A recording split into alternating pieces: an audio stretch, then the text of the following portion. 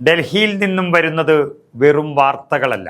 കേരള രാഷ്ട്രീയത്തിന്റെ അടിത്തറ ഇളക്കുന്ന അടിയന്തര നീക്കങ്ങളുടെ ഒരു തിരക്കഥയാണ്. മുഖ്യമന്ത്രി പിണറായി വിജയനെ ദേശീയ രാഷ്ട്രീയത്തിന്റെ പടിക്ക് പുറത്ത് നിർത്തി ശശി തരൂരിനെ ചേർത്തുപിടിച്ച് സോണിയാഗാന്ധി നടത്തുന്ന ഈ ചാണക്യ തന്ത്രം ആരെ വീഴ്ത്തും എന്ന് അറിയേണ്ടതുണ്ട്. ഇന്ത്യ മുന്നണിയിലെ സൗഹൃദത്തിന് മുകളിൽ കോൺഗ്രസ് സ്വന്തം കരുത്ത് തെളിയിക്കാൻ ഒരുങ്ങുമ്പോൾ കേരളത്തിലെ ഭരണ തുടർച്ചയ്ക്ക് കരിനിഴൽ വീഴുമോ?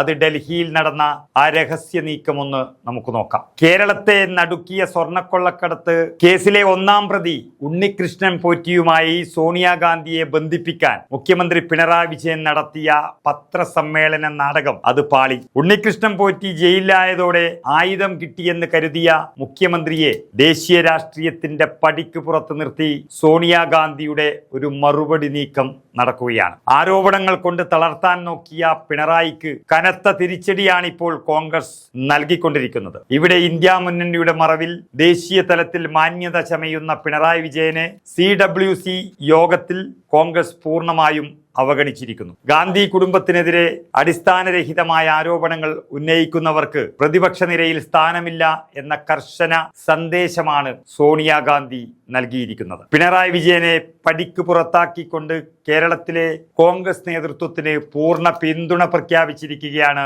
കോൺഗ്രസ് ഹൈക്കമാൻഡ്. അതേസമയം പാർട്ടി നേതൃത്വവുമായി അകൽച്ചയിലാണ് എന്ന വാർത്തകൾക്കിടയിലും ശശി തരൂരിനെ വിളിച്ച് സോണിയാഗാന്ധിയും മല്ലികാർജുൻ ഖർഗെയും നടത്തിയ നീക്കങ്ങൾ വളരെ ശ്രദ്ധേയമായി. ദേശീയ രാഷ്ട്രീയത്തിൽ ശശി തരൂരിന്റെ പങ്കും സ്വീകാര്യതയും വർദ്ധിപ്പിക്കുക എന്ന ലക്ഷ്യത്തോടെയാണ് സോണിയാഗാന്ധിയുടെ ഈ അടിയന്തര നീക്കമെന്ന് രാഷ്ട്രീയ നിരീക്ഷകർ കരുതുന്നു. കേന്ദ്ര സർക്കാർ നടപ്പിലാക്കിയ ജി നിയമത്തിനെതിരെ രാജ്യവ്യാപകമായ പ്രക്ഷോഭം സംഘടിപ്പിക്കാൻ യോഗം തീരുമാനിച്ചിരിക്കുകയാണ്. തൊഴിലുറപ്പ് പദ്ധതിയുടെ പേരിൽ അത് പേര് മാറ്റുന്നതിനും ഫണ്ട് വിഹിതത്തിൽ സംസ്ഥാനങ്ങൾക്ക് ബാധ്യത വരുത്തുന്നതിനുമെതിരെ ജനുവരി 5-ാം തീയതി മുതൽ ശക്തമായ സമരപരിപാടികൾക്കാണ് കോൺഗ്രസ് തയ്യാറെടുക്കുന്നത്. കൂടാതെ നാഷണൽ ഹെറാൾഡ് കേസിലെ പുതിയ നിയമ നടപടികളും യോഗത്തിൽ ഗൗരവമായി തന്നെ ചർച്ച ചെയ്തു വരികയാണ്. ഏതായാലും പിണറായി വിജയന് പണി കൊടുക്കാൻ തന്നെയാണ് കോൺഗ്രസ് ഹൈക്കമാൻഡിന്റെ തീരുമാനം. അത് ഇനി കൂടുതൽ ശക്തമാക്കും എന്നുള്ളതിന്റെ സൂചനയാണ് ഓരോ ഭാഗത്തു നിന്നും ഇപ്പോൾ വന്നുകൊണ്ടിരിക്കുന്നത്.